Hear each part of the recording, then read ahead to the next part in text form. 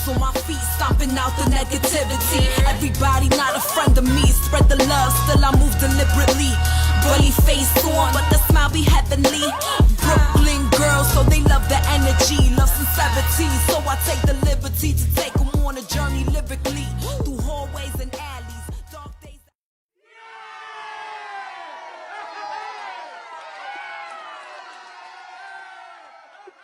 Everyone, and welcome to another edition of The Next Chapter with your host, Miss Kitty Rose and Melissa De Silva. Hey, Melissa. Hey, my love. How are you? Good. I'm back in Puerto Rico, so I'm nice and warm. So all's right in my world now. How are you? First of all, I don't like that I'm all warm. I feel like you bragging, you know? I feel like you bragging, but it's cold here in New York. But overall, I'm good. I can't complain. Yeah, no real complaints. I'm doing well. I'm excited. I was so happy with the response we got with last week's episode in regards to taking care of our adult children, taking care of their ailing parents. I thought that was really interesting, and the responses we got during the week were good. So I was excited to come back this week because I felt like people are waiting to see what we have to say. You messaged me all fired up about today's topic, and I'm super excited to get into it. Girl, let me tell you. So this morning, let me tell you what was going on. Wait now. Wrong one. But let me tell you what was going on this morning. So I was watching Drew Barrymore, and I don't mind giving her the Did she look like a pilgrim? Did she look like a pilgrim this morning? Always. But I think she was trying to set the scene, as she always does, because she had Cynthia Nixon on.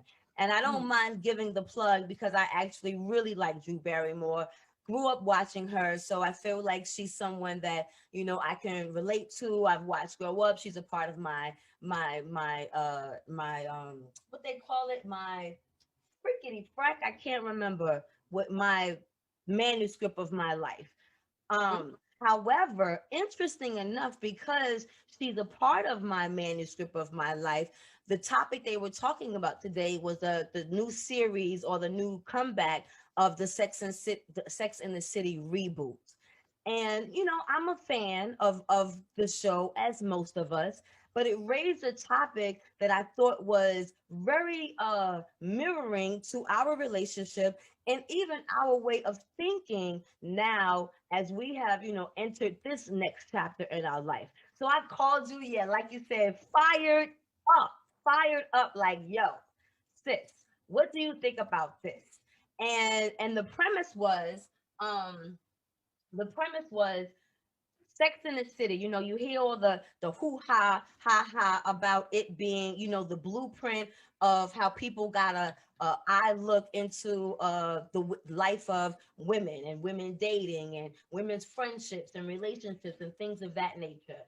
And why is that, or why was that the blueprint when Living Single, similar premise, came out in 1993?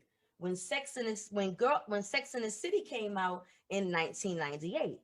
So automatically, I don't like to think this way, but my mind went to,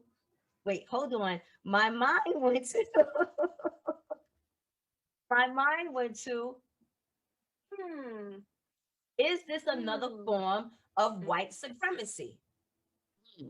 So I wanted to look up the definition for white supremacy, what Dr. Google has on here. Okay. And it's the belief that white people constitute a superior race and should therefore dominate society, typically to the exclusion or the detriment of another racial and ethnic groups, in particular Black or Jewish people. So if we're going by that definition, I would say, yeah, that fits in there, right? Okay. Because why? So I'm thinking, so Sex and the City was on HBO. Living Single, if people don't know it, because maybe some people don't, can you remind us what it was? I grew up watching it and I loved it. And I always liked the tall, bald guy. And the funny thing about it that Living Single was on primetime television. So Living Single was on primetime television, accessible to everyone because it was on Channel 5. Where Sex and the City is only accessible to those that ordered cable networks, i.e. HBO.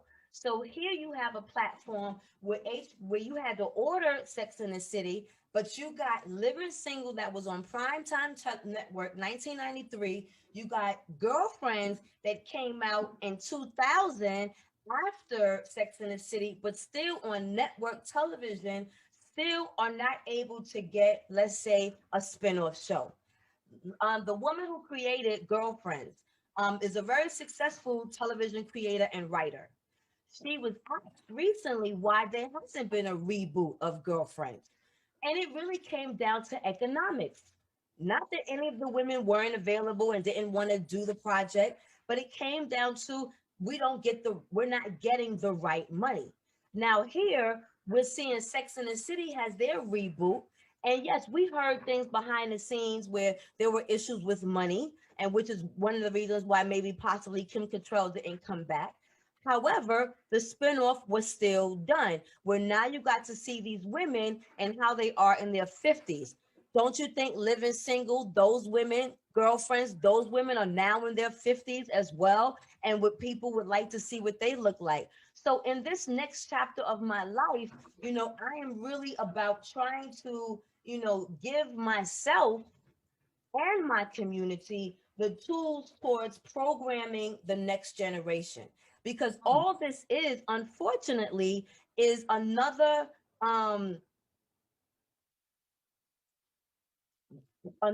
form of mental slavery, I want to say, that's still 83 years later happening. In 1939, there was a study done by a Black couple where they were having, little children, and they were giving them the option of a Black doll and a white doll. And they were saying, which one would you want to take home? Which one would you want to play with? And everyone, or the majority, was choosing the white doll. So here, and only really because that's all you've been presented. That's what you see. So if that's all that you've been presented and what you see, you're going to think it's better. So the same thing now with television. If all we get to see is, let's say, the Sex and the City and the Living Single and the Girlfriends, where are the Asian American women friends? Where are the Latino women friends? Where are the, Middle Eastern women friends? The Indian widow friend? Like, it makes it almost feel like the world is just black and white, and white folks are the ones who control the programming, who may be Caucasian, wink, wink, who is Caucasian, you know what I'm saying, are controlling what mentally we're programming to seeing, and then mentally what we're programmed to think, that white is right or white is better. And I would think like the experience for somebody who is white and 50 and somebody who's black and 50 or somebody who's Asian and 50 have different experiences too, just because of like the cultures that we've grown up to.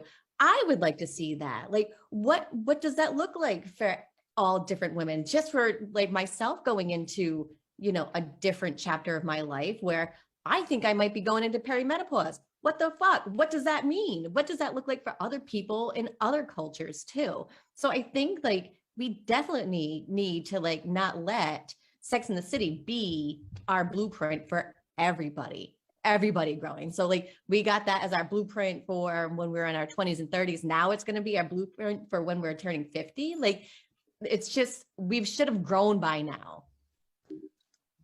Boom. We should have grown by now. So on that note, everyone, we are going to come back. We're going to take a small break and acknowledge our underwriters with whom we are truly grateful for. So we'll be right back. Stay tuned. Everything we do is about community empowerment, building, learning, growing, and becoming self-sufficient.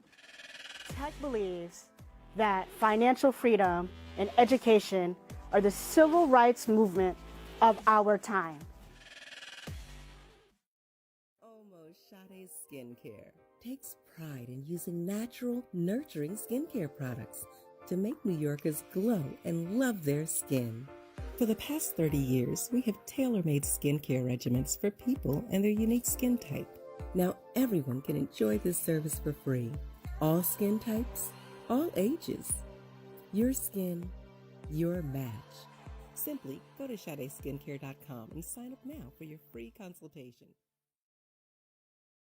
And we're back. And we're back. And we were coming back where we left off in regards to we should have come farther by now. And we also had the Friends reunion too, right? Like a whole bunch of white people in a cast come back and be like, oh, what are you guys up to? And but like, where is our living single?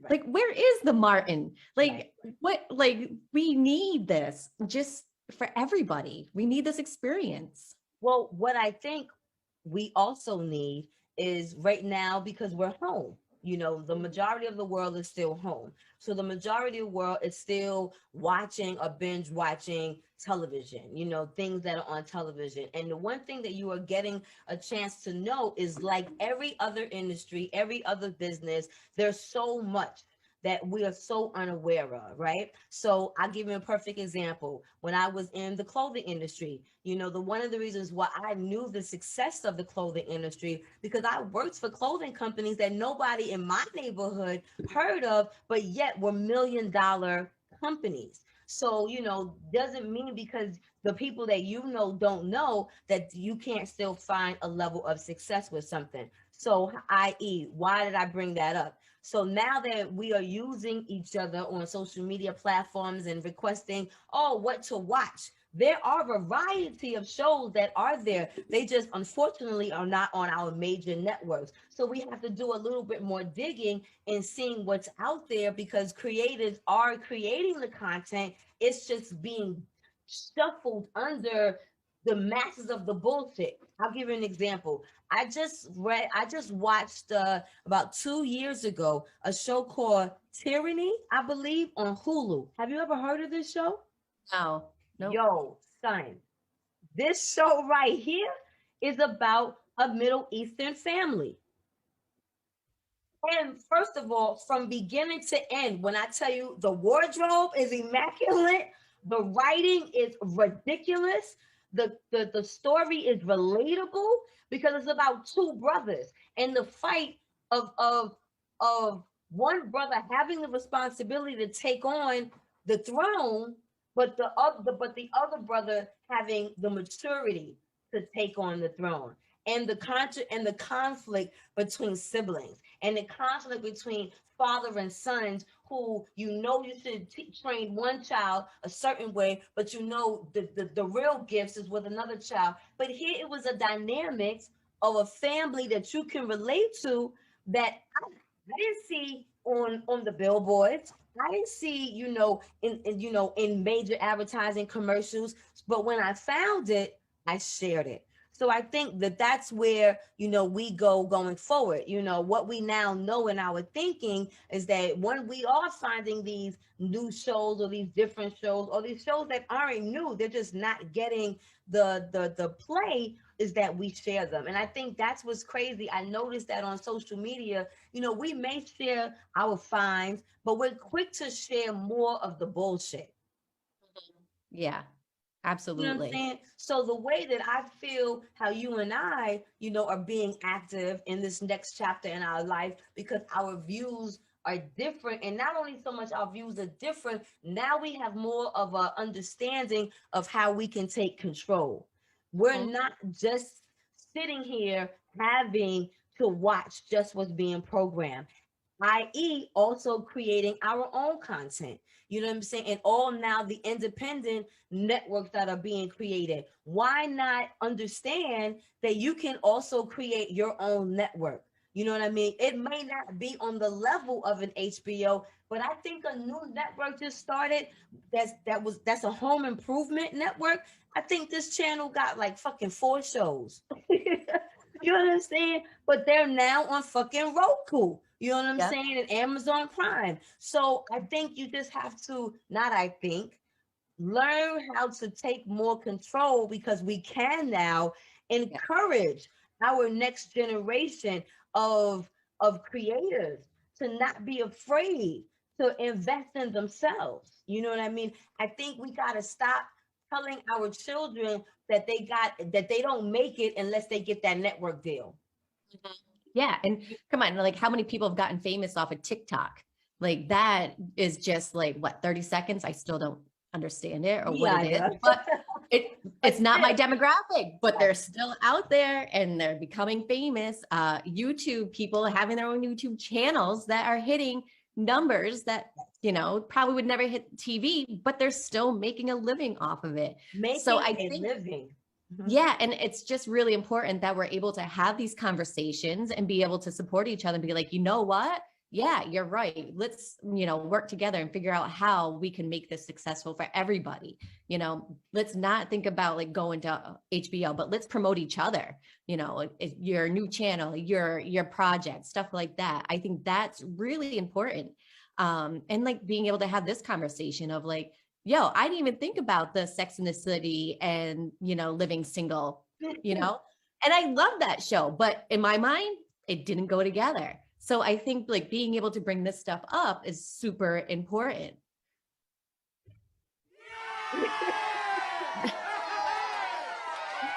Yes, honey, because like you said, just that simple comment that you made that you didn't even think about it. That's how the fucking programming shit works.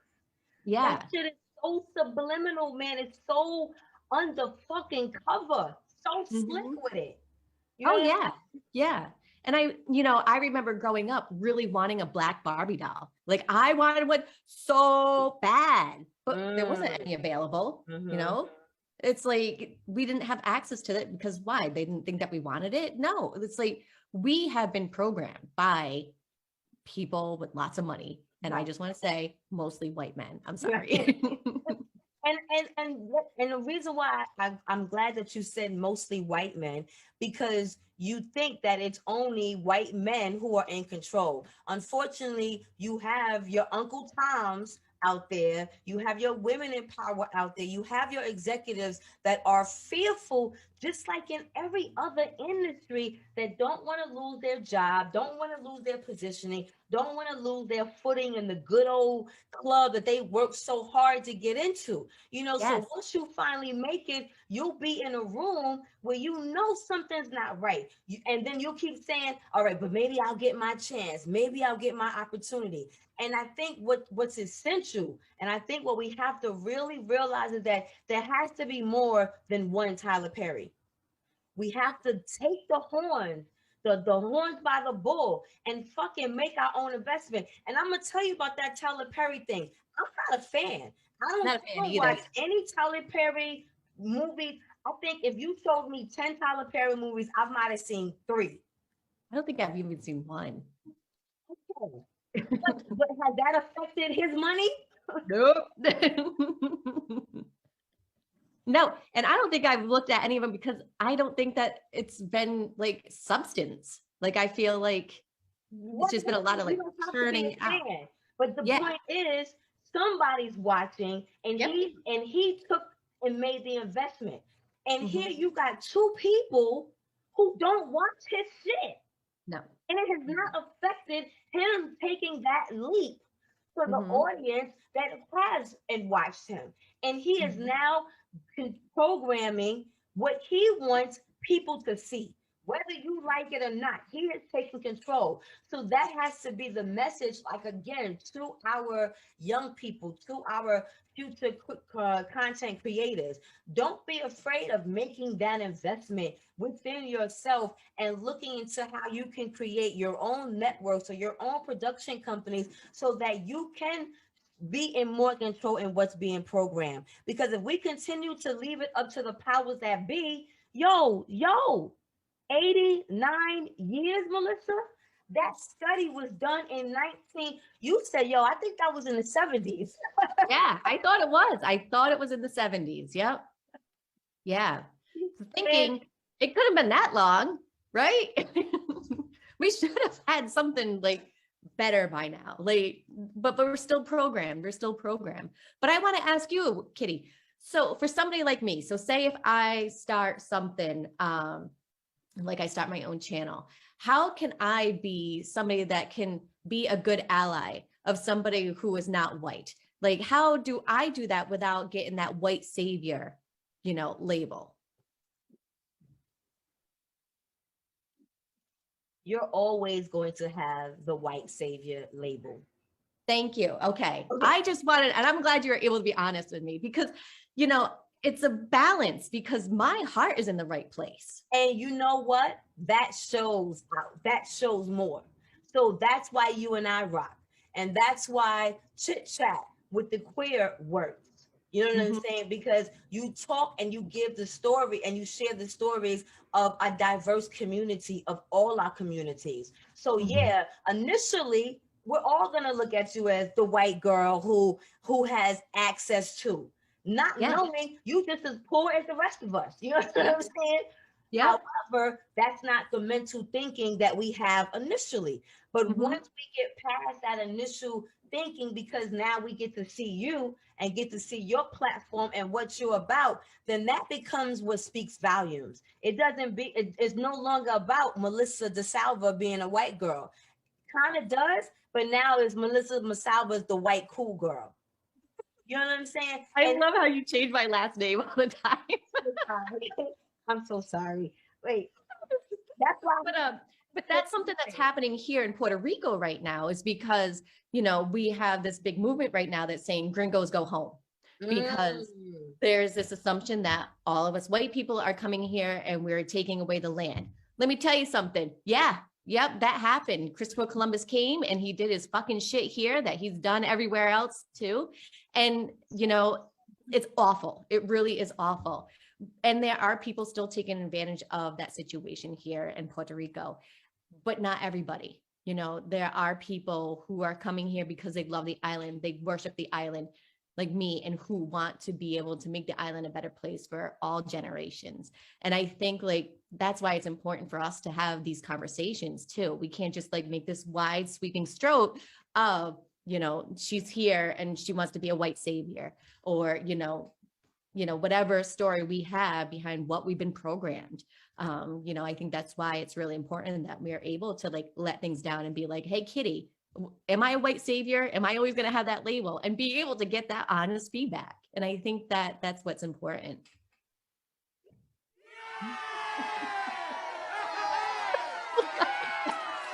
Good job, Melissa.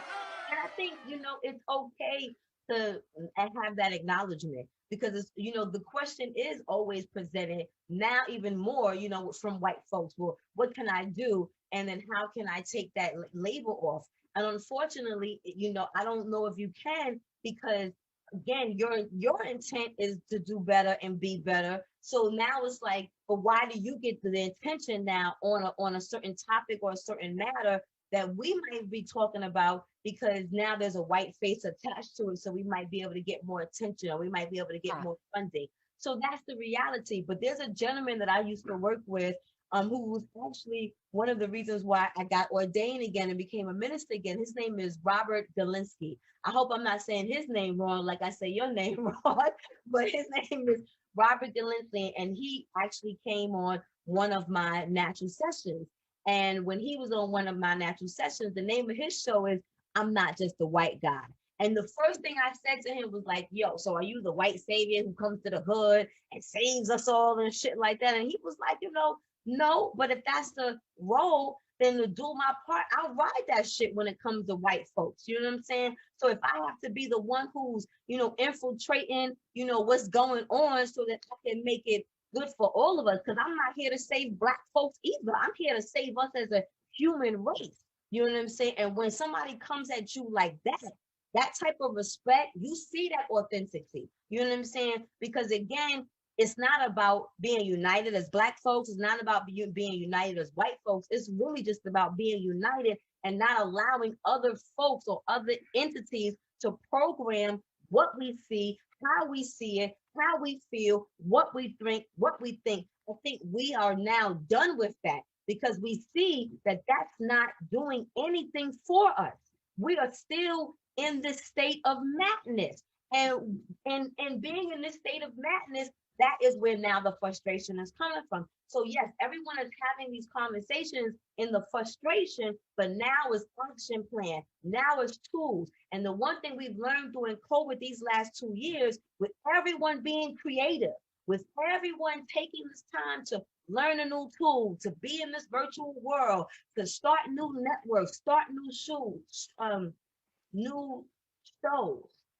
Taking advantage of this again has to show the young people that not only can you do this, but you can invest in it and be rewarded. And if no one knows you outside of your network, that is not what guarantees your success. Teaching our children in the next generation. And matter of fact, I'm gonna tell you something. I don't even think we gotta teach them. Because like you said, that generation of that YouTube and TikTok, they got it. They got it. One kid, I don't know him for shit. I don't know his name right now. I can't tell you what he do, but my daughter is 18 and has been watching this cat for at least 4 years on YouTube. Don't watch him on nothing else but YouTube. And this cat ain't even 25 years old and has monetized his YouTube channel in a business where he is a millionaire. And did I tell you I don't know his name? You're not his demographic. It doesn't matter. You know what I mean? It doesn't matter. And that's the point. We get so fearful of thinking that if we're not the Jiggers, if we're not the fucking Obamas, if we're not the Bushes, if we're not the Kennedys, you know what I'm saying? If we're not these names attached to us, that we can't do it. And that's the thing. We can. Yes. Hold on. There gotta be something for this. They gotta be. I'm not quick enough. We can. We can. We can.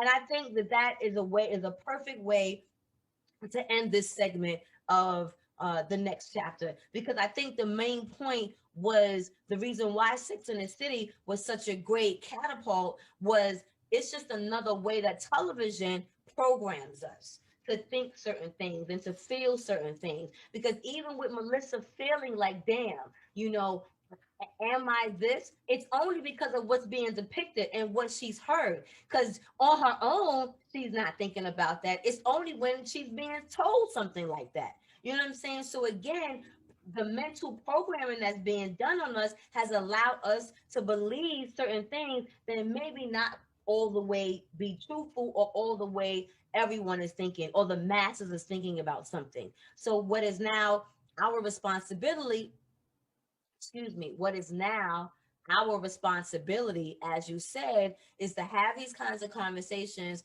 but then to have the solutions on how we can take more control by taking the fear and actually respecting these young people who are taking out that fear and treating them more like the business owners or the future business owners that they are. If we think as adults what they're doing is frivolous, then now let's teach them how to take what they're doing and make it into a business that they can create longevity. Let's teach them how now to invest, where now they can invest in programming other networks or additional networks to expand and bring other content creators. And I think that's the beauty in this. And I'm so grateful that you were willing to have this conversation with me so that we can bring this to our audience. And hopefully our audience will in turn like this episode, follow this episode, and share this episode so that we can get this message out, and not only get the message out, but let our young people or our next generation of content creators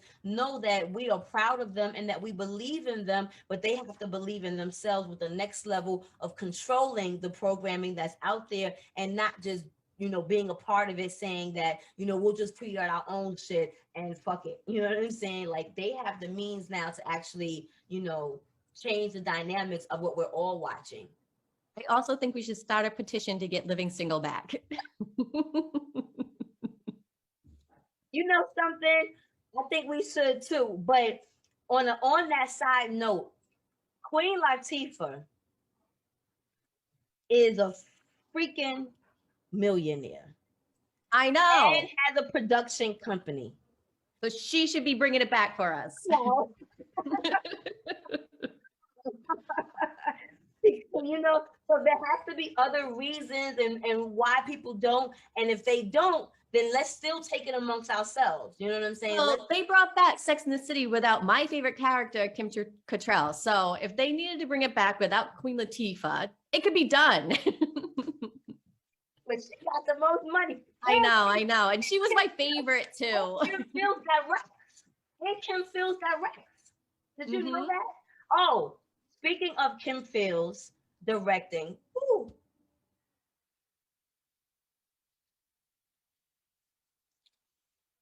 I don't want this to be every week, Melissa. It's okay. So our condolences goes out to Regina King, who just this week lost her son at 26 to suicide.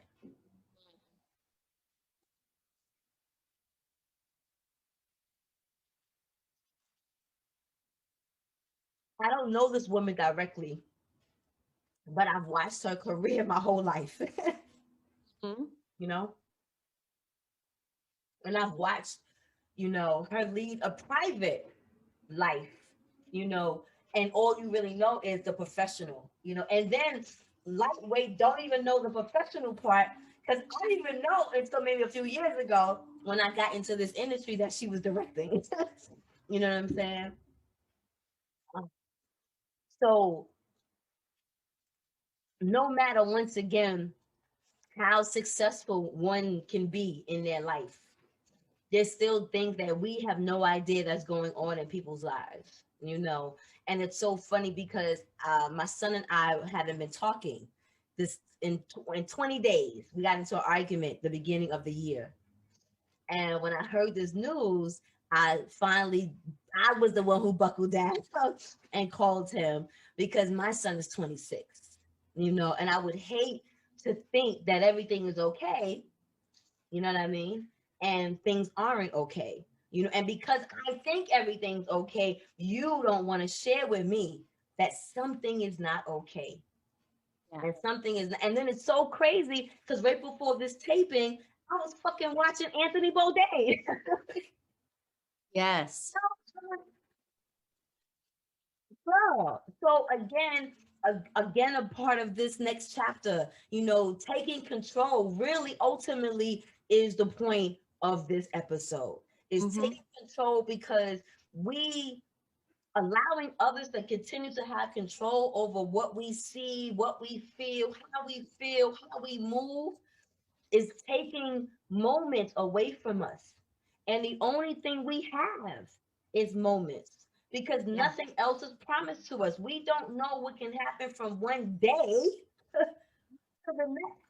So all we have is these moments. And I say, I'm enjoying these weekly moments with you, Miss Melissa. I enjoy them with you. I look forward to them every week.